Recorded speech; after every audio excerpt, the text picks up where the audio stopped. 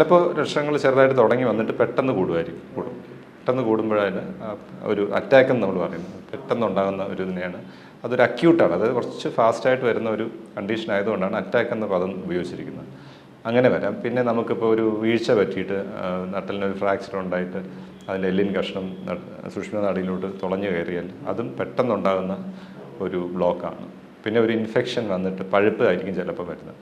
അതിങ്ങനെ പെട്ടെന്ന് വരാം. പല കാരണങ്ങളുണ്ട്. ഒന്ന് ഡിസ്ക് പ്രൊലാപ്സ് ഞാൻ പറഞ്ഞു, പിന്നെ ആക്സിഡൻസിൽ വരാം, പിന്നെ നമുക്കൊരു അണുബാധ ഉണ്ടായിട്ട് അതിനെ തുടർന്ന് പഴുപ്പ് പോലെ വന്ന് കെട്ടി വന്നിട്ട് അത് ഞരമ്പിനെ ബ്ലോക്കാക്കിയാൽ അങ്ങനെ വരാം. പിന്നെ ഒരു ക്യാൻസർ ഉള്ള ഒരു രോഗിക്ക് ക്യാൻസർ നട്ടലിലോട്ട് സ്പ്രെഡ് ചെയ്ത് കഴിഞ്ഞാൽ ആ ട്യൂമർ സെൽസ് വളർന്ന് മുഴ പോലെ വന്നിട്ട് അത് കനാലിനെ ബ്ലോക്ക് ചെയ്യും. അപ്പോൾ പല കാരണങ്ങൾ കൊണ്ട് ഈ ബ്ലോക്ക് ഉണ്ടാകും. ഇതിനെല്ലാം കൂടെ ചേർത്തിട്ടാണ് നമ്മൾ ഒരു ക്രോഡീകരിച്ചുകൊണ്ട് സ്പൈൻ അറ്റാക്ക് എന്ന് പറഞ്ഞിരിക്കുന്നത്.